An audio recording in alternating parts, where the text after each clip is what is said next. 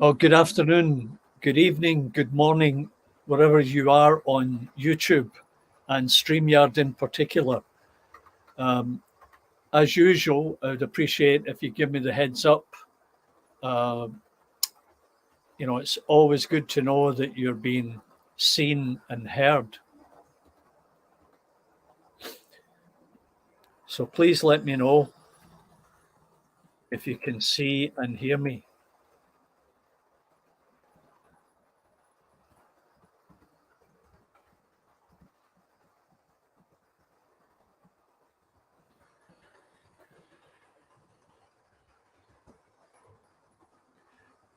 So there's somebody in. It might be myself because, oh, there you go, Tom Houston. Good evening, Tom Houston. Um, yeah, that's great, Tom. Uh, I never changed anything from last week and thought I'm going to jump in and do a broadcast. Now, I know that there are other guys out there uh, on the web broadcasting right now, and I'm not in a competition, but and I appreciate everybody's efforts and everybody's time. I'm just trying to share what I'm doing with everybody, and if they choose to look in and say hi, even for a moment or two, that's terrific.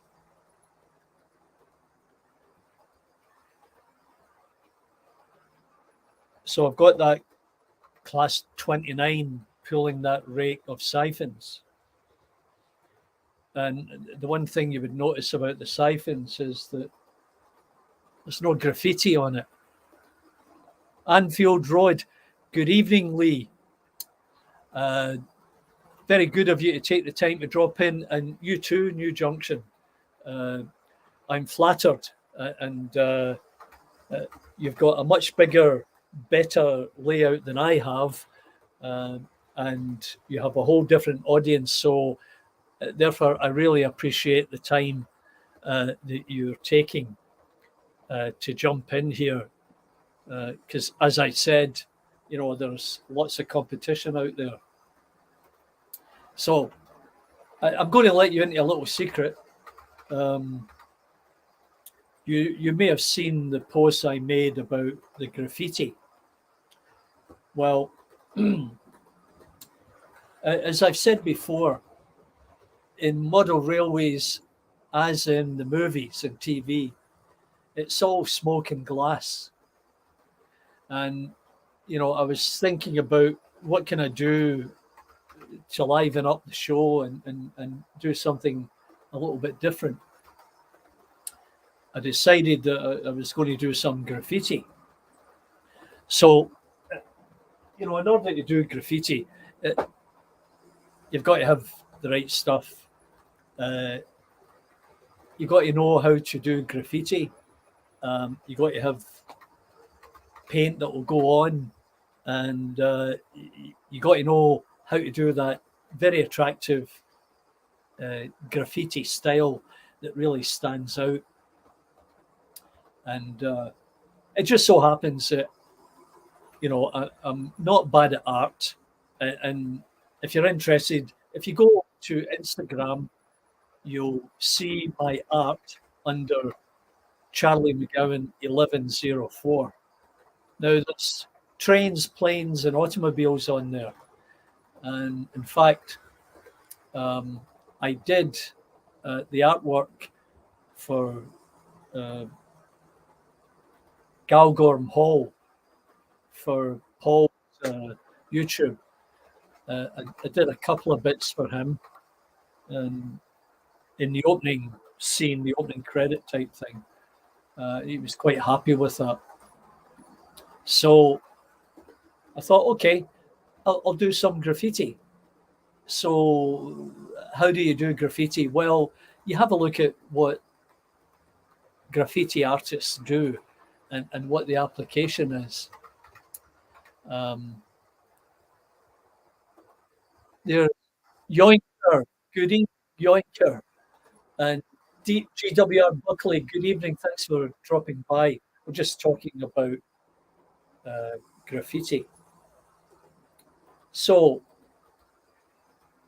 I looked around, I checked out what a few people had done and what was possible, and decided, I can do that. So I picked a couple of things that I would do graffiti on. One was the fish van, the Airfix fish van, and one of them was one of those siphons. I thought, I'll find something really suitable. So I went ahead and I made the graffiti, and it turned out perfectly, as you know.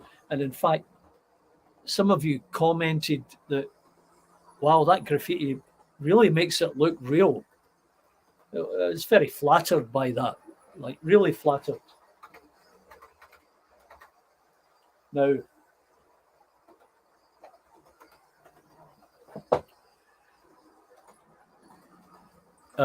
here's the fish van. But as you see, there's no graffiti on it. And as you can see, those siphons going by there, there are no graffiti on there either. So what's going on, Charlie? Well, there is graffiti, and then again, there isn't graffiti. Yes, I know it's confusing. What I actually did was, and I'll show you a little video maybe next week. I took a photograph of each of the fishman and the siphon, and I came up with the concept of the graffiti for each, and a little storyline on each. And then I brought the photograph into Procreate. Now, if you don't know what Procreate is, it's similar to Photoshop.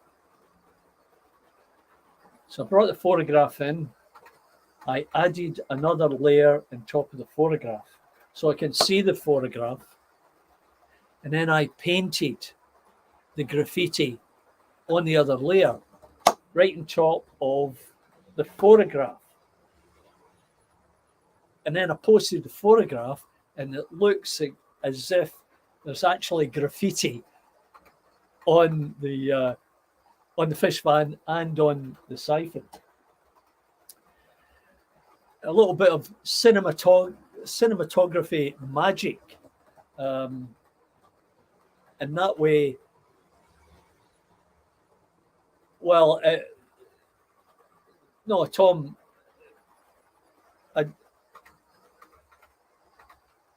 that's white. I'm going to see if I can bring something up here. I don't know if I'll be able to do it, but I'll have a look and see.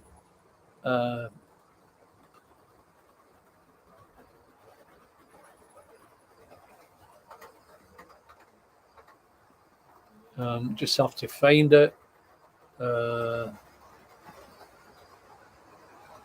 with me for a second while I bring this up.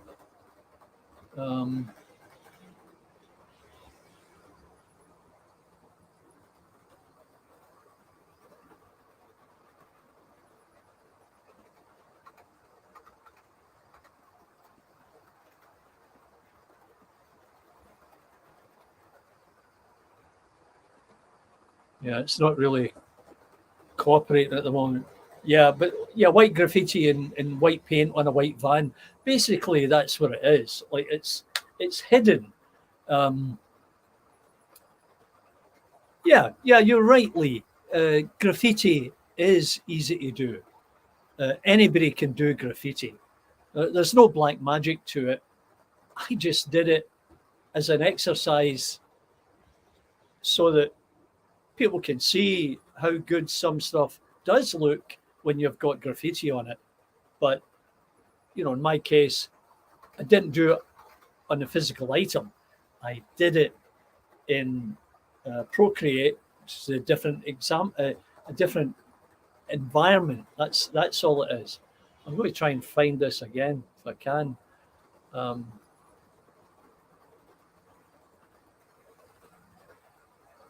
Yeah, it's not allowing me to select anything here. Here we go.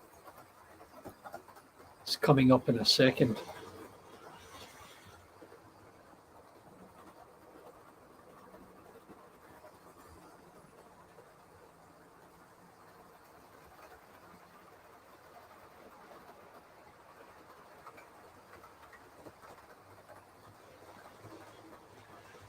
Yeah, it's not working. As I say, next week I'll do it in a video format, because what the software allows you to do is to go through the process, do the artwork, and as you do the art, the software program is recording everything you do, and at the end of it, you get a little video from start to finish that shows you the complete process. You don't see my hand doing it, but you see the paint appearing on the physical element or on the photograph. Yeah, thanks, Tom. Yeah.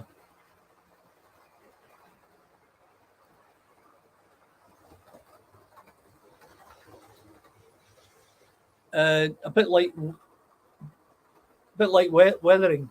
Yeah, it is, and I think the secret to weathering, from my perspective, and this is only my opinion,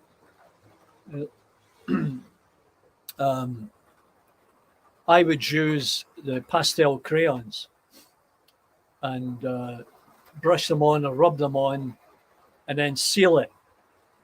And very important to wear gloves that won't deposit your fingerprint all over your good work. And of course, the weathering is a personal thing. How good you are at it, does it really matter? It's your equipment. You're making the effort to do it, and people should acknowledge that.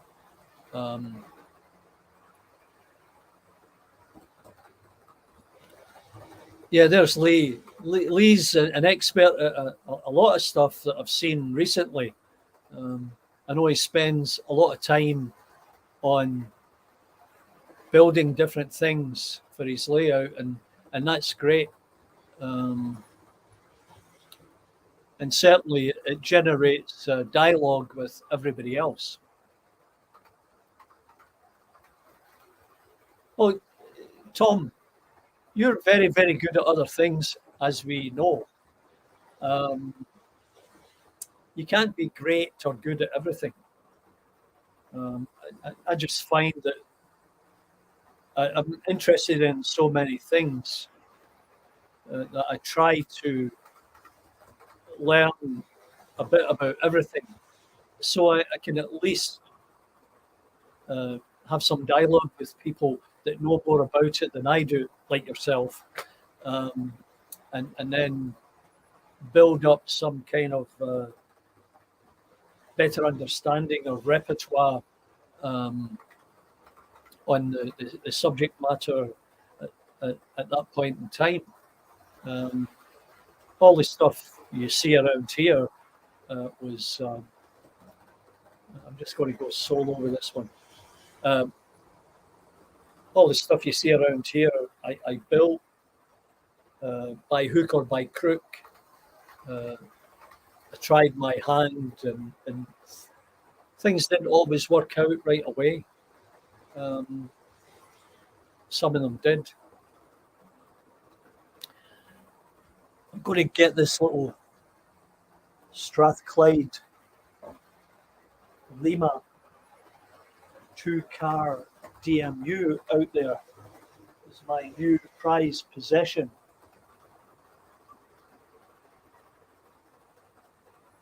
I'll just get this SPT into the station and then we'll bring it out.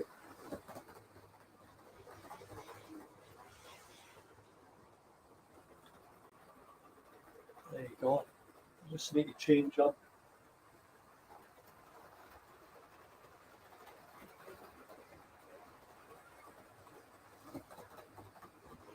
A couple of points.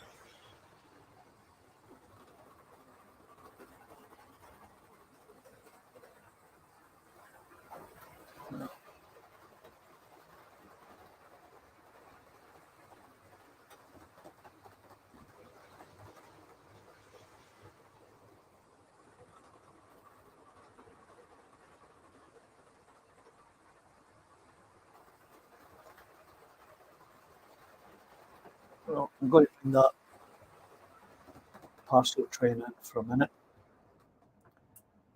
and then get the two of these going.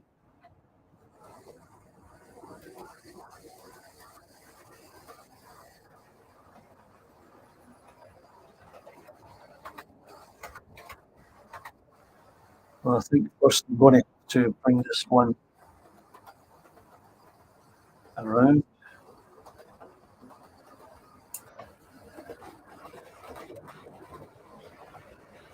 Mystic Railroad, good evening.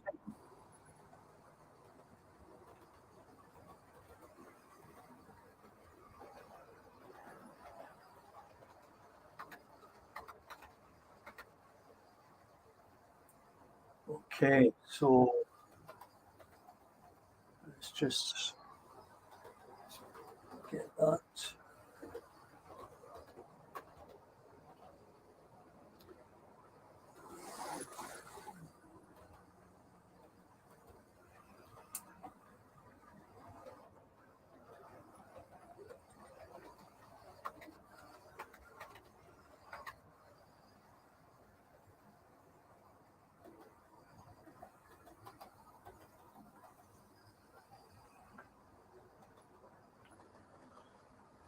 Just give me a second here.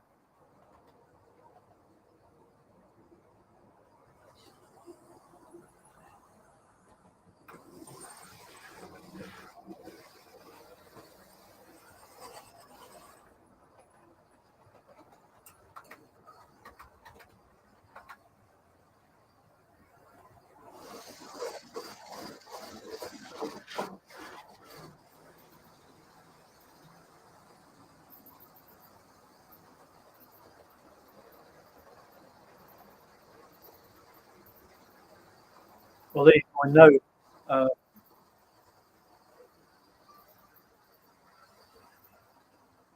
Ellis Clark did tell me that the Lima was a little bit noisy, and after running it a few times, I did hear a little bit of noise coming from the motor.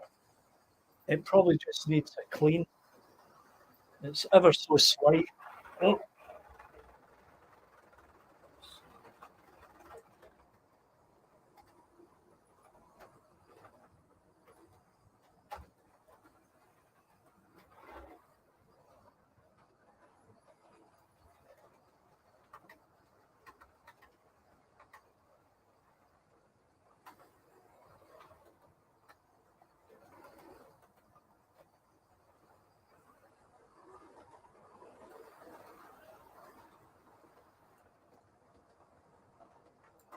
Just have to get this sorted a second here.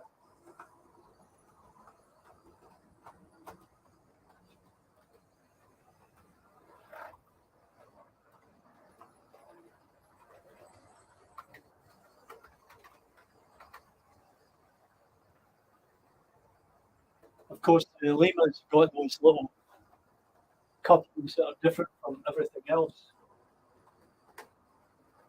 Just have to make sure you get them in. So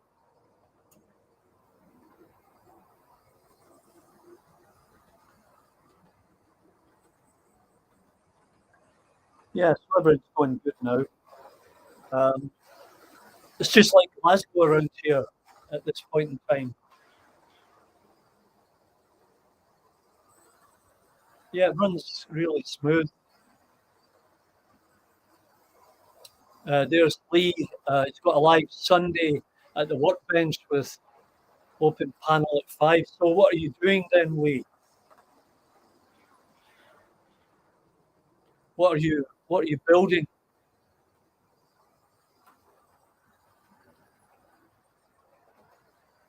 Uh, Mystic, I went and joined some of my mates downtown Toronto at a pub. Watched the soccer game this morning, football, and came back home to do this. Uh, my wife was in Los Angeles for the last week visiting her daughter. They were looking for wedding dress, and she was down there to help her daughter find one, which they actually did. Um, so I picked her up at the airport last night, and today she's gone to visit her sister. So I'm a bachelor again, and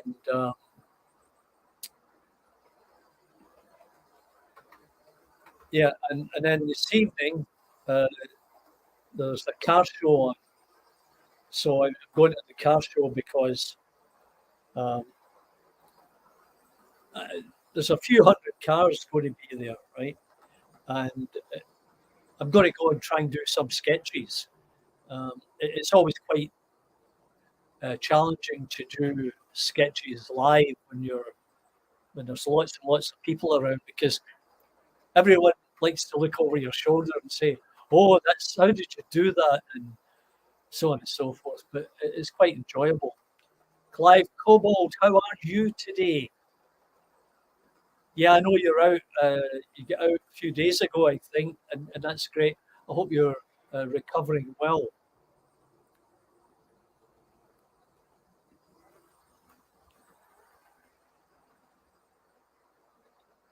Yeah, no, I don't. We're all generally well behaved, uh,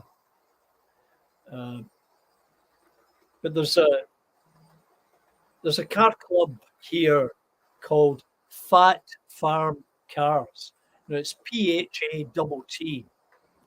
It's all these young guys that got Subaru, Toyota, Skyline, and then there's Nissan, Datsun, Mercedes, and all kinds of stuff, and much of it tricked out. And they got themselves into trouble the one time because they were pulling wheelies and doing all that kind of trickery, and they had to move to a new location. Anyway, I'll go up there for a couple of hours and I'll take photographs. That's good, Clive. I'm so glad to hear that. So I'll take loads of photographs. And my wife says to me, "Why are you taking car photographs? You've got hundreds." Yeah, I know, but everyone's different, right? So, and then I'll pick a few specific ones that I want to do, and I might do these sort of cartoonish type of sketches where I exaggerate part of the car. Um, and I did one uh, the beginning of the week, which you can see. So, um,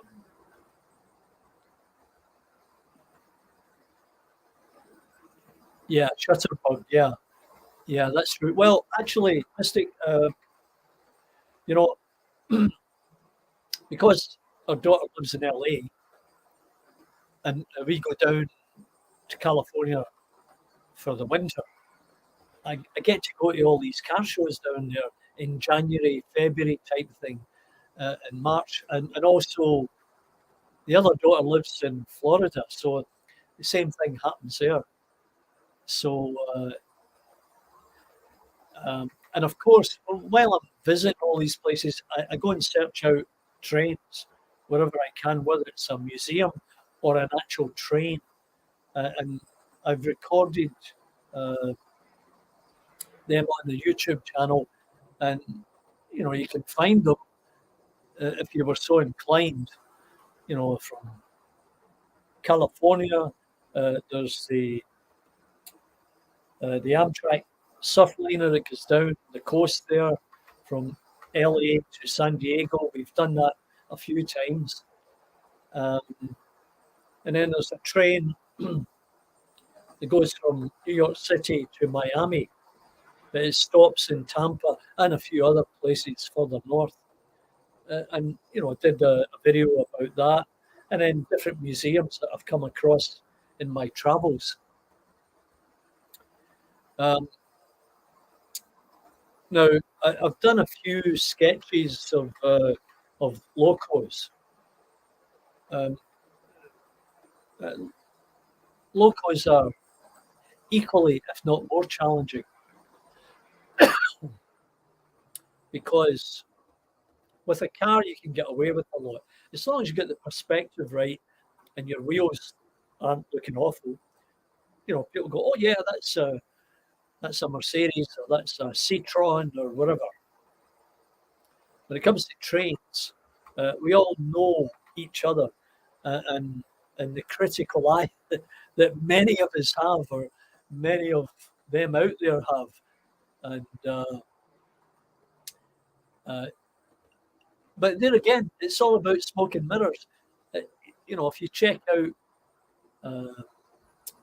the Instagram channel, you'll see 4 or 5 trains on there, and different styles, and some of them, coming out of a tunnel. There's an A4 coming out of a tunnel in through a field, and so a little bit of detail like grass and a fence, and a telegraph pole, and then the smoke and steam coming from the local passes very well, and they're not nut bolts and rivets. They're not that. It's not that type of art. They're sketches, and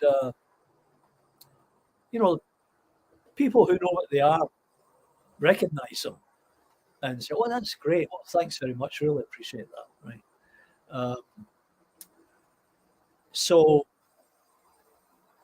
I set up one of these Shopify accounts, and I did a series of T-shirts and made them available online. The thing about doing that type of stuff, you really got to push the marketing. You really got to know. What marketing is and how best to do it. And there are people much better at it than I am. And that brings me around to the topic of the number of subscribers that everybody has. Now, I go through sort of everybody's YouTube channel. Every morning I go and have a look at everybody, see what's happening. And it's interesting why one person might have 3,000 subscribers and somebody else has 500 or less.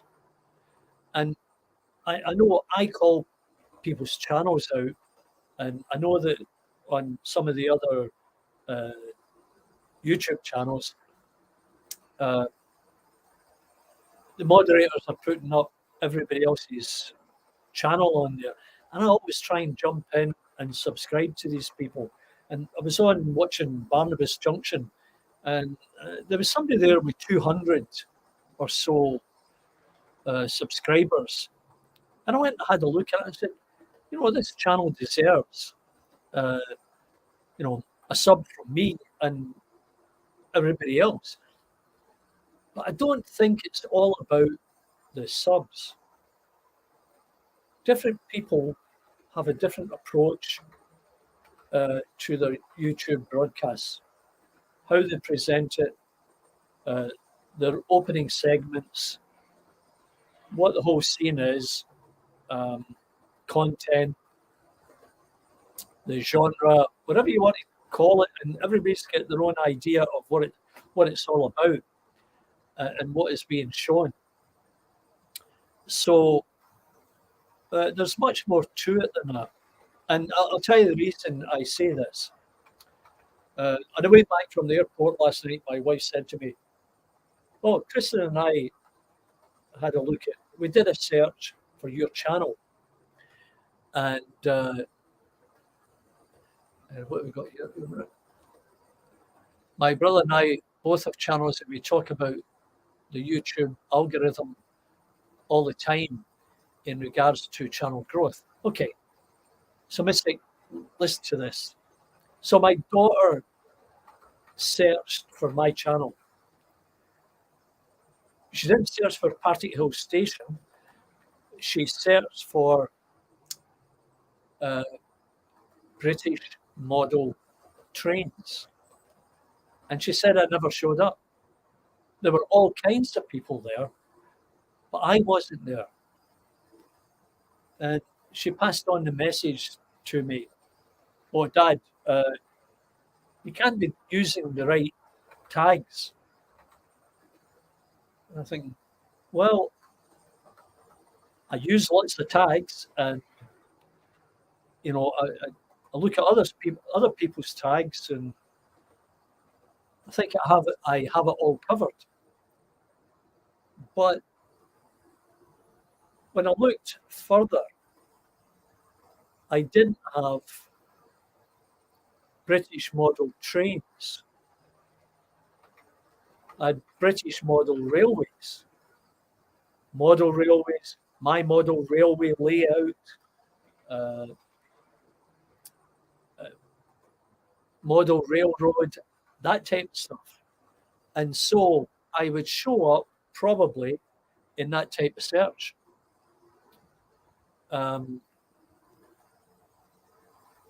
So I did an experiment last night after that discussion, and I went in and tagged British model trains on a couple of my sort of latest broadcasts. So I'll go back in maybe today or tomorrow and have a look and see. And I don't know what your opinion is. I don't know what tags you are all using, but the algorithm looks for something that others search for. And, if people are not searching for my model railway, British model railways, then they won't find it. But if you look for my model train or model trains, good evening, Clive. How are you today? Did you get another package in the mail? I think I saw one this morning or last night. Spoiling yourself again. So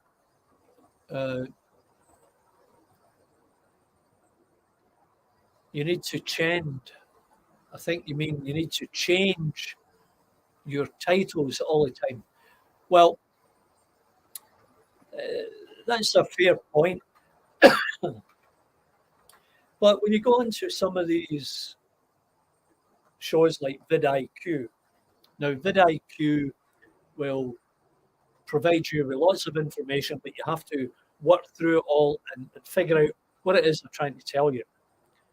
And, at one point, they actually said to me, "Oh, Charlie, you have to work on your thumbnail and your titles. So I did that for a while, thumbnails and titles. And I experienced a bit of growth. But then I read somewhere else, don't put text in your thumbnails. And if you look at a lot of the channels, some do, some don't. But unless you're going to sit there and make notes of every channel that you go into, did they have letters on their thumbnail, or was it just the thumbnail? Was it about what they were going to show or talk about today? It's all very difficult, and trial and error in this SEO business. It's a lot of work to find the right combination and the right algorithm. Now, so Mystic, I haven't been using. I haven't been using tags because I'm lazy. I should try using them again. Well, there's another point. On this other known YouTube channel, they said, don't use tags or only do half a dozen tags.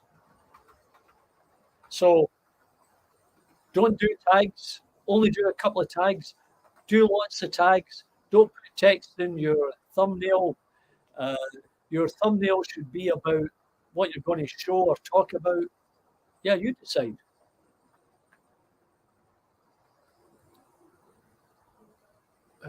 On the vid you're putting out there, your thumbnail is what get your channel out on the vid. Well, Lee, I'm not sure. I'm not sure whether it's just the thumbnail. That's what I said. vidIQ, respected sort of tutorials, observers, analytic group have said that your description and your thumbnail must match. Yes, put text on your thumbnail. No, don't put text on your thumbnail. So it's most unclear at this point in time as to whether you should put text on, whether you shouldn't. Should you give an overall view? Like, let's say if I took the view of the station and made that the thumbnail, would that work? Or would I have to zoom in to those oil drums sitting there on the platform? I'm really not sure. And as I said, it's all about what you do, how you show it, how you describe it. Now, Clive Newland, I don't recall how many people you get tuning in to your unboxings. If I remember, you might get a couple of hundred. I don't recall. But if that is the case, then there's something about your channel that is tickling the algorithm. Or maybe it's just that it's tickled the interest of a couple of hundred people that you know or know you that just keep coming back every time because they rang that bell. Not really sure. Yeah, I know, Lee, you do. And if it works for you, that's great. And maybe that's the reason you get the numbers you do, or maybe it's your on-screen personality, maybe it's your subject matter, maybe it's your layout, or maybe it's the topic. the engagement, all these things. It's very difficult to say. And there's no Bible on it, let's say.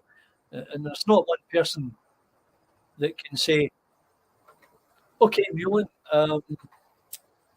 you've got a very interesting and prospective channel going there because you do loads of unboxings, very mysterious, very exciting, and lots of great subject matter. And you know, you're getting your room prepared for your layout, and you've secured your roof, and everybody enjoyed that construction, etc., etc., etc.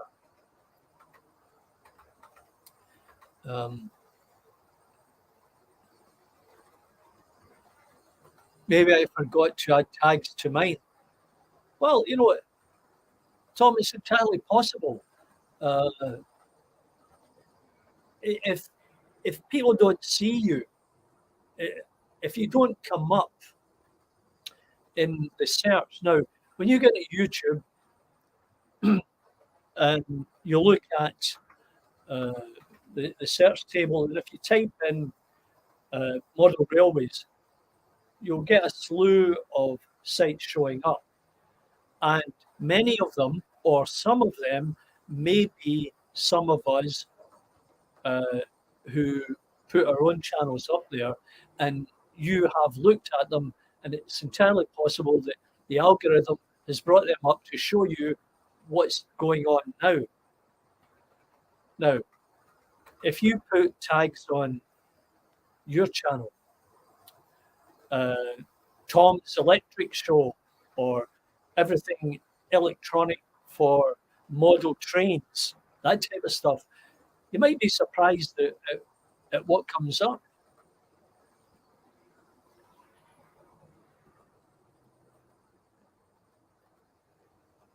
See, they vary a couple of hundred, sometimes to get into the 700 or 1,000 when they hit the. See, that is fantastic. That is really terrific, those numbers. I mean, I get, and I have gotten like 1,000, 1,500 or more for shorts. Now, the thing about shorts is I don't think they help with your subs. I think that's a totally different direction. And I know YouTube is encouraging shorts. The more you put in, the more traffic you'll enjoy. How it's connected to your regular channels is another story altogether.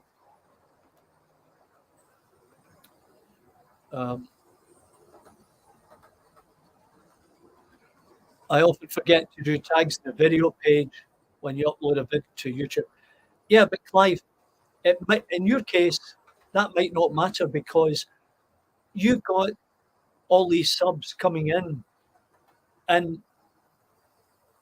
if they've rang the bell or they've got you in their search pattern, it will come up on their search, and you'll get that same traffic.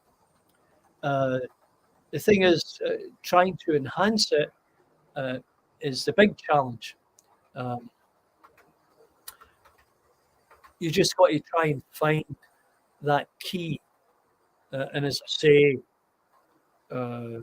we should all maybe try to put a tag in British model trains, and then let me know what happens, because look, to give you an idea, my daughter and her fiance are quite successful on YouTube, and they know how it all works.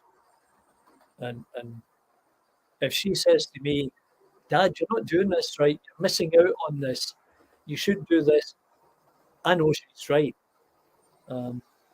because that's what they do for a living. Anyway, it might be worthwhile trying to expand on the tags. And as I said, some people have said, "Oh, don't put too many tags in." So, you might want to try putting half a dozen tags in, and one of them would be uh, my model trains, and see what happens. Uh, excuse me a minute. Just got to find something.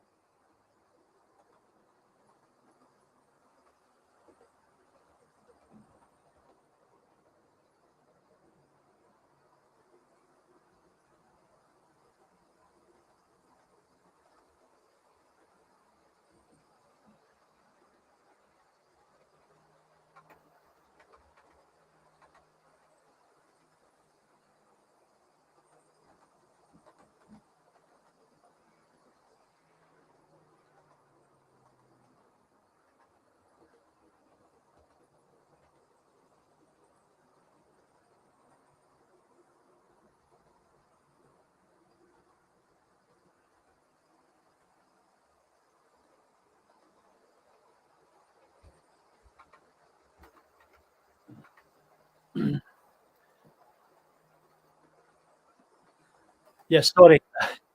It was somebody at the door. They want to know if I want my driveway topped. There's always somebody trying to sell you something.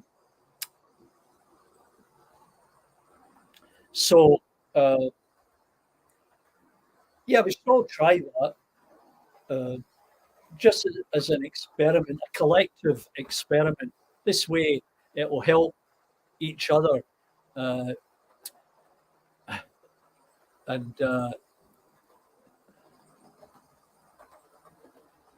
it's your good looks league. Yeah, I'd say the same thing. That's definitely what it is. And his personality too. So, yeah, I think it would be an interesting experiment if, like, there's 5 people on here right now. There could be 15 or 20 people on YouTube right now. I have no idea unless I went there, and I don't want to go out and back in again. So, um, and that's another thing altogether. Why is there 20 people on YouTube at this point and only 5 in here, or 6? Now, what Streamyard tells you is you can have up to 10 people. That's interesting because, like, I go into the Monday Club and I send videos in there, right? And they have an endless chat line. Now, I don't know how they do it. It's definitely not StreamYard. So I'm not sure which package it is that they're using. Streamlabs or something different. But of course, they're a very established known channel and have a long-term subscribers list, and they continue to grow because the content of the show, and now they're expanding into a second or third channel, because the Monday Club is mostly about chatting about the hobby, the industry, what's happening, what's new, what's coming, what's not, problems, etc., etc. Whereas Jenny is doing another one where she did a very interesting one. And if you're lurking in the background there, Jenny, this is a plug for you. She took an old coronation, and she put she digitized it, and the methodology was really clearly explained. It looked really simple, and when she'd finished, she put it on the track, and it worked perfectly. Now that is great. That was a great insight into how it can be done. Now I posed the question to her. Excuse me. Excuse me. That's great, but how do you work out if you can do it with the older models? And of course, she responded, "Yeah, good question, because it all depends on what amperage that the loco is pulling, and guys like Tom would be able to explain that. So you need to be careful what you're lining up at. And everything I've got here is DC. And I think I've got one or two chips sitting around, and also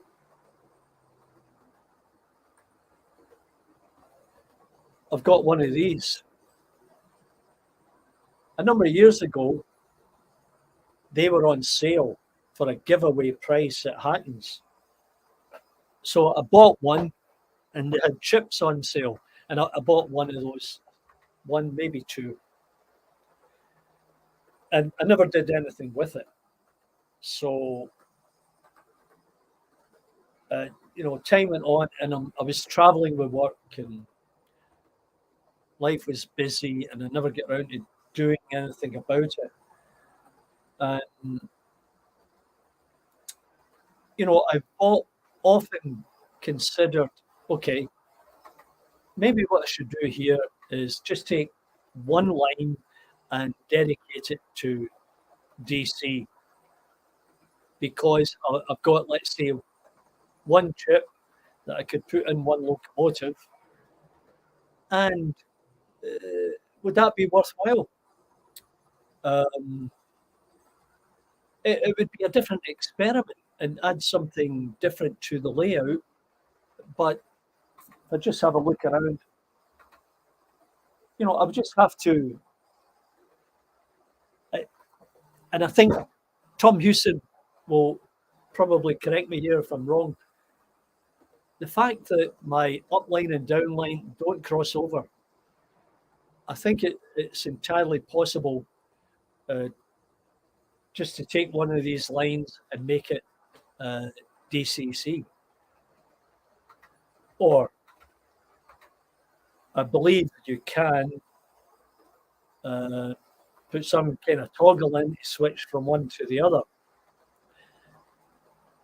But you have to be of sound mind if you're doing that, because the last thing you want to do is have that toggle in the wrong position, as Tom can account to. Now, my experience with having near fires on one of the tracks because of a short circuit or something. And the most recent one, you probably know,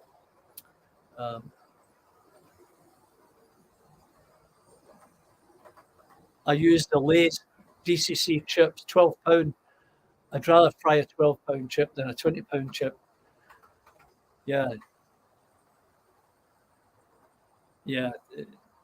This whole fish and chip thing is a black art. Like 12 pound, 20 pound, and I think I read an article on the Lay's. Someone was quite critical about them. I don't recall who it was, but for 12 pound, yeah, why not? And the one I've got, or two of them, they're Hornby. The question is, can I use them on some of my locals? Do I have to be selective? I guess I need to do a little bit of research on that. So anyway, back to the crossover there. So what I was trying to do was to get, let's say, that Strathclyde DMU coming around that outside line to cross over into the other two loops of the same direction. Now, I'd read far too many articles on how this should be done. Trial and error, a lot of knowledge is dangerous. And, at last count, I had read or somebody said, yeah, Charlie, you've got to put isolators in that crossover. And I actually saw it in the diagram. Now, like everything else, you can take things out of context, whether it be on a drawing, because when I was in engineering, like I could zoom in on the model, capture a little bit of it, and have dialogue with somebody about it at another location. But you don't get the bigger picture of what else is in that model, whether it be piping, electrical, foundations, or whatever. So I went ahead and I did it. I wired it up the way I did, thinking that's the way it should be done. But at first go, when I was trying to do the crossover, the local would stop in the middle. Okay, what's that about? Checked everything, and I got my R965 controller and I hooked it up because I'm thinking, well, it's obviously not getting power at the toe end of that other Pico point. And therein lies my demise. Because I hadn't made sure that I'd power off in the other controller. And so I think you had separate, but I just got you go to the oracle here. I think you had separate good but conflicting bits of advice. Remember to drive on the left, yeah, 100%. And having said that, drive on the left. If you see, let's have a look here.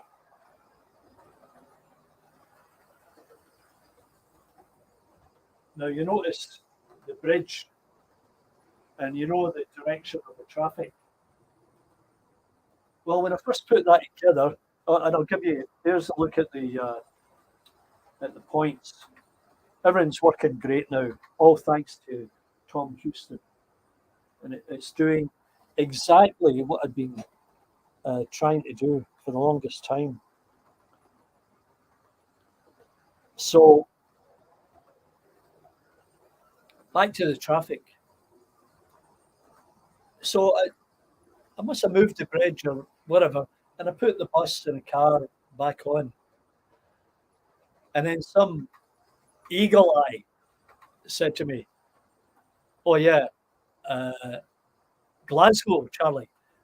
Yeah, is that Glasgow, Montana or something like that? Because I had them going in the opposite direction. Just see things like that, you go, oh, it's just...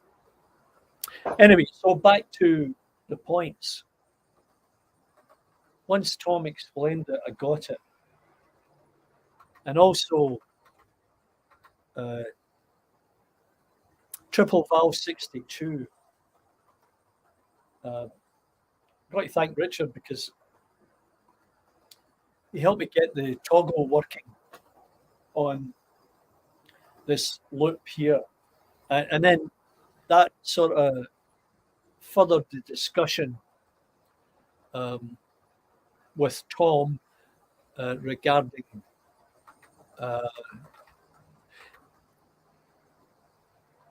this whole concept of creep and why it would happen and what would happen. And, as it turns out, Tom saying, yeah, Charlie, you can prevent that easily. Just put some toggles in.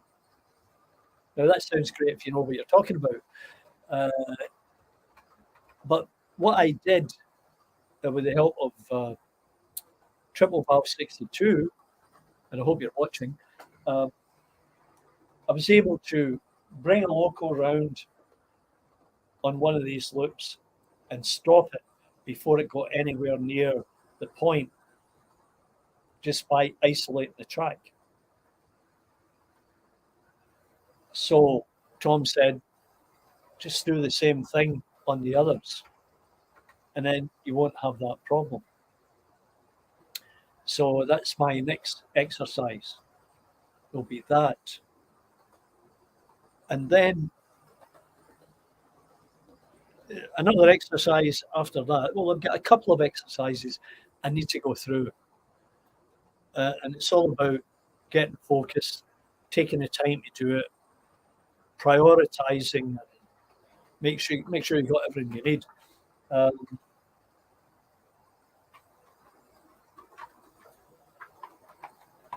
Showed you this before. That's the shuttle, and that's it's going to be used here in the foreground. It comes around, goes all the way around, and then comes back up here, stops there. And I'd probably put one of the DMUs on that.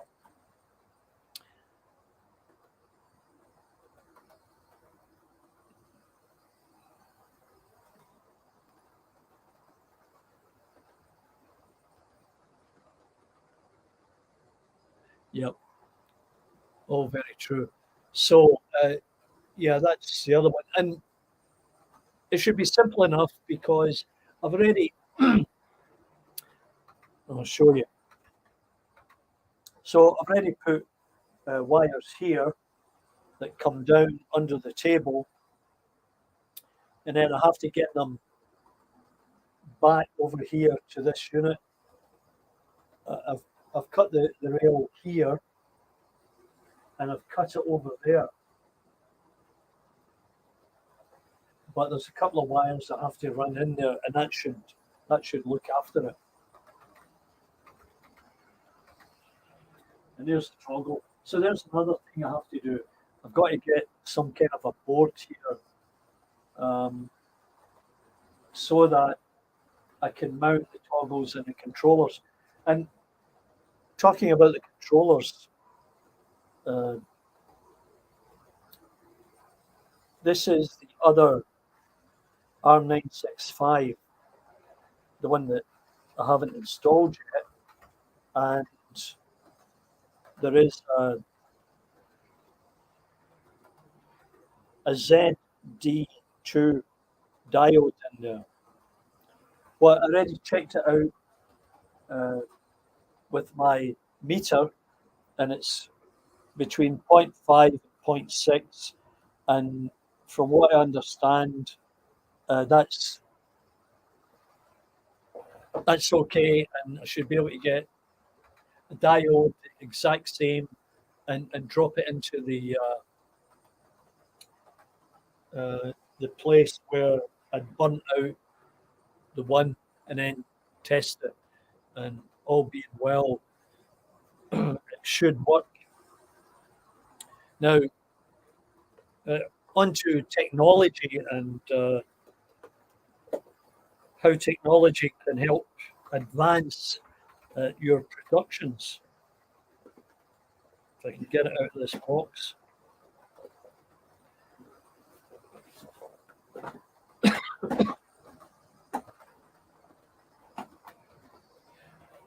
Okay, so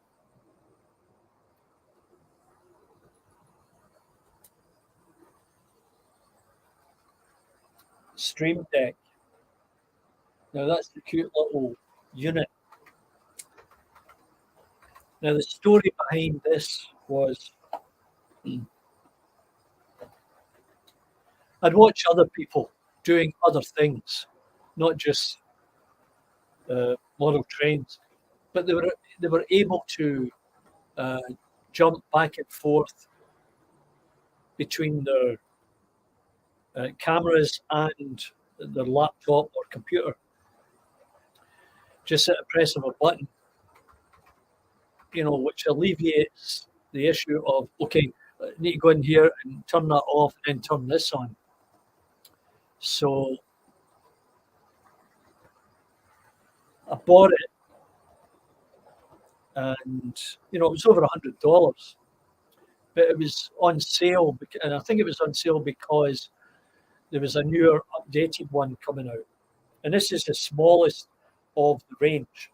Some of them are about this long with multiple buttons. So I got it, and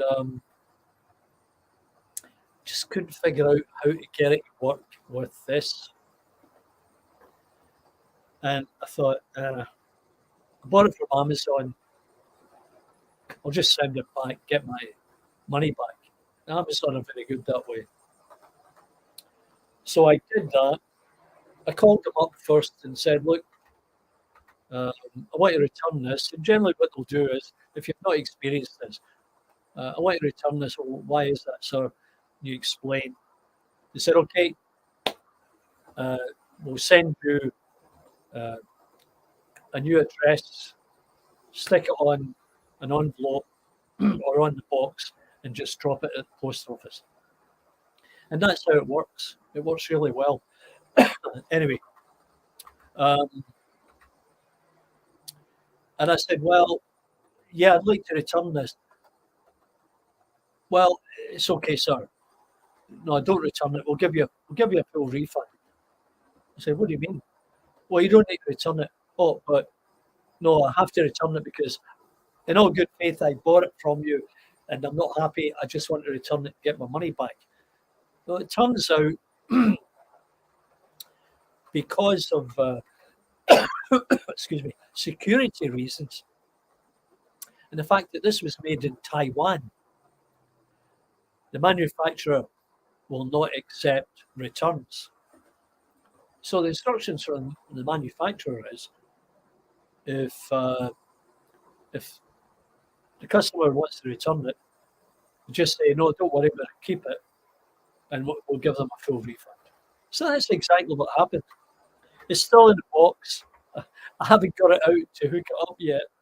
I was waiting on my future son-in-law to be here to guide me through the process, because he's a bit of a whiz at that kind of stuff. So, yeah, you never know. There's always something. Anyway, I'm not sure. 3:53. So I've been on here just about an hour, and we've covered a number of topics. So just to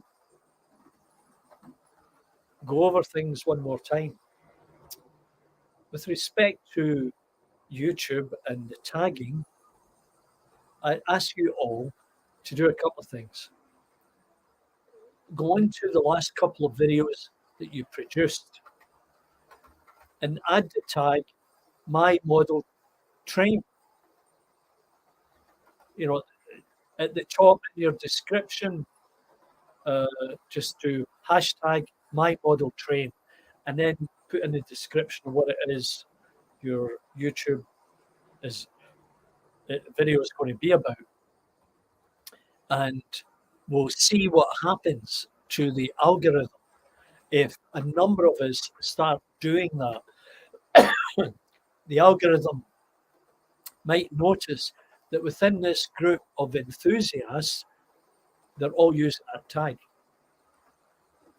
and we can report back, and maybe it will work. And the other thing is, I started putting thumbnails up with no text on it. I don't think it made any difference, because obviously we get about the same number of participants.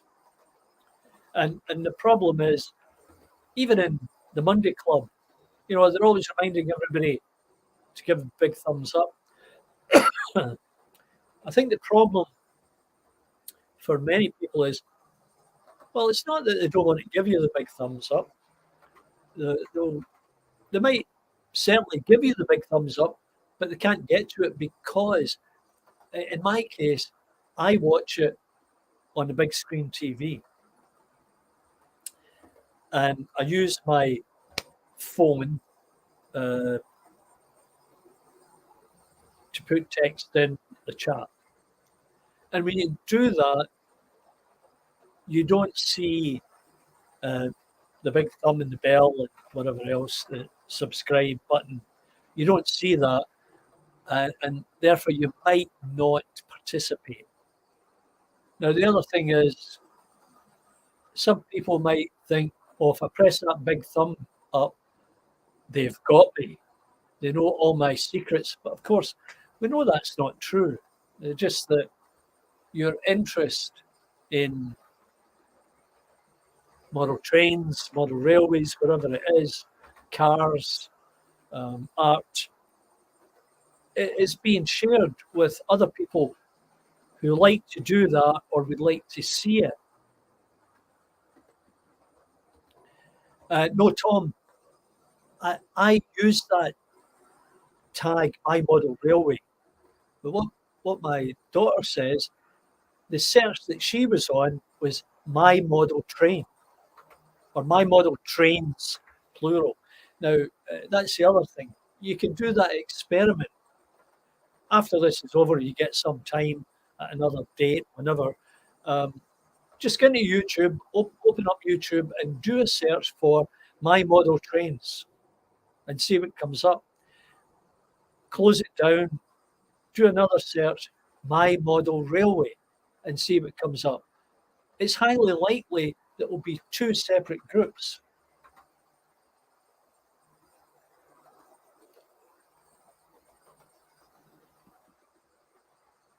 Okay, Lee, now you're confusing me. Thumbs up, thumbs down, good. Well, I think you have to put thumbs up. That's it. Never mind the thumbs down. Thumbs up is what we want to see. You see, as we are going through this process, excuse me, I can't see whether you like it, dislike it, whether you've subbed, whether you give me a big thumb, whether you've rang the bell, because I'm not looking at YouTube. I should probably bring my laptop in here. Sorry, my iPad, and or even I've got my cell phone, and maybe I should go through that exercise and see what is going on. So if I go into my channel and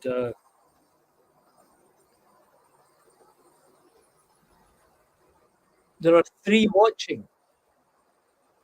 3. Now, that's live.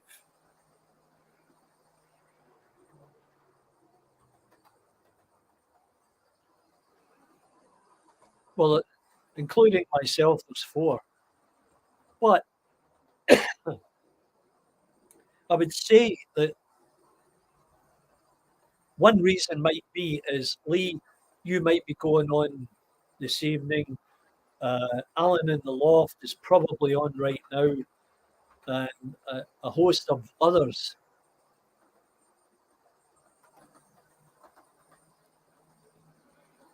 Up or down, same thing.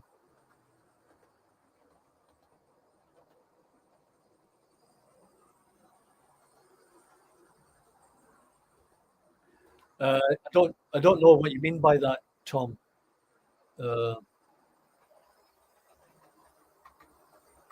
Andy Thompson, good evening. How are you doing?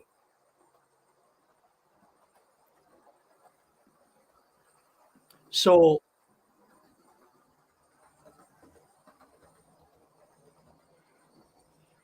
yeah, I know.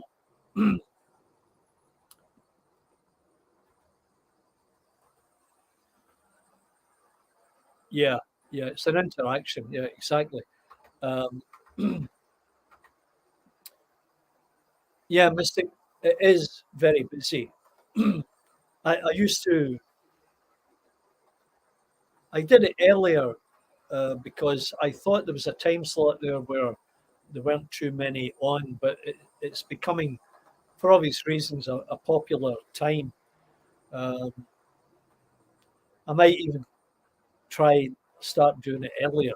Uh, just get up earlier and Sunday is the busiest. Yeah, see. Um, and then there are some people that are on multiple times a week. So what I've been trying to do, or what I have been doing, is I'll make an effort to do a number of small videos, um, about how to, or some topic, some related topic, and do some shorts. And even if I don't do a live broadcast, uh, because the shorts don't do anything for your subscribers, um, and the live one, I don't think it does a lot for subscribers either. What does help your numbers, I believe, is the regularity of your postings. Um, and people can watch them anytime, not necessarily live.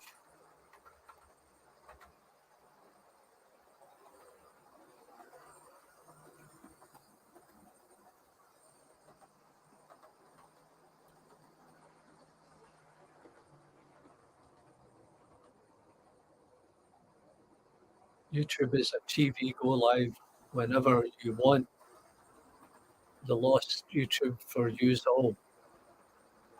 Yeah, you're right. It's like a TV. Anybody can use it. You can change channels anytime you want. No commercials. That's the beauty of it. There are no commercials, and it's not as if we're selling anything. Selling England by the pound. No, we're not selling anything. We're just promoting uh, the hobby, and and it's certainly not a get rich quick scheme. That's for sure. Um, and people use it for all kinds of reasons, all kinds of topics, subject matter, and I think we'll get. We'll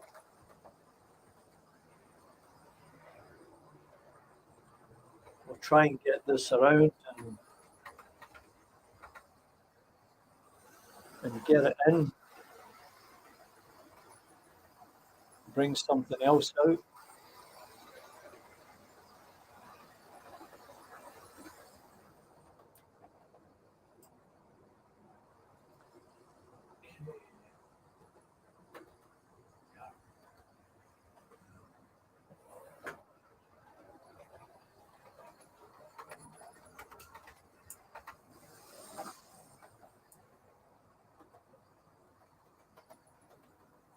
Yeah, let's see what we can do.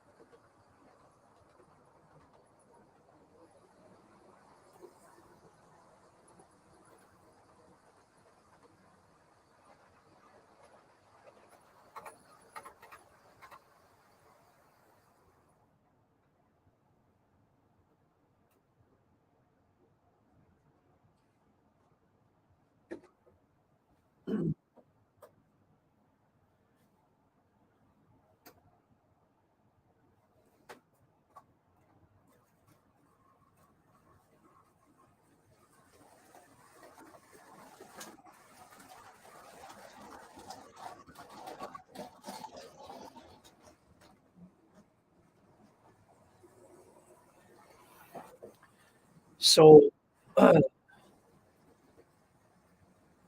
New Forest, I've not been down that neck of the woods, no pun intended, lads. When I was 15, uh, I was in the Boys Brigade and we went to painting for our summer camp. And that shouldn't be happening. Let me get rid of that. Yeah.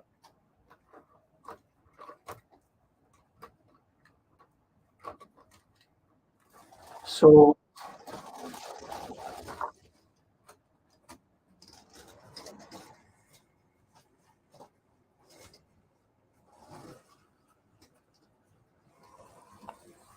we were in painting and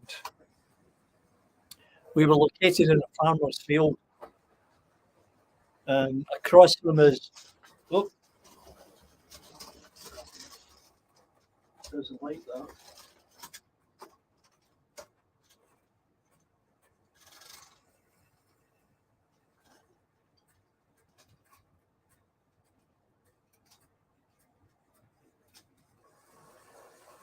There's always one that doesn't like it.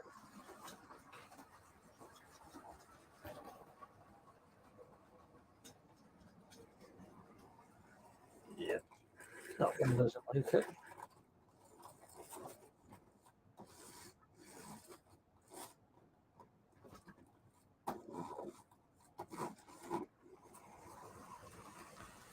Yeah, so across the field was a commercial campsite with an entertainment centre and a pool and all that. I think it took us 24 hours to get down there by bus. It was an awful long journey. It might have been before the MA was installed, uh, but a beautiful part of the country. Fond memories of being there.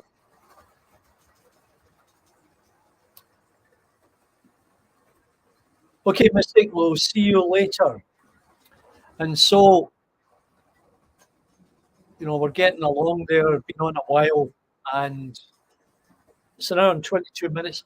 I think that's enough for today. Um, I hope you've enjoyed a little chat and seen some of the uh, trains that I've got here.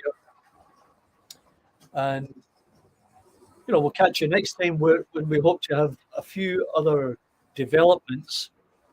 In the meantime, I value your presence here. There's absolutely no question, because I know that there's a lot of good channels out there with a lot of stuff going on. And I know it's only fair to let people go and share and view other stuff, because it's also very interesting.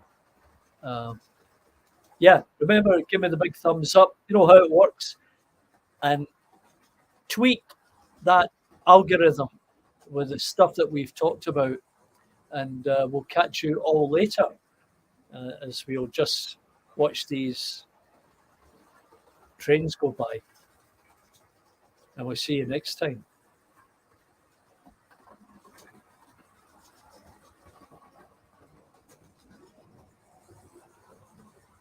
Bye for now.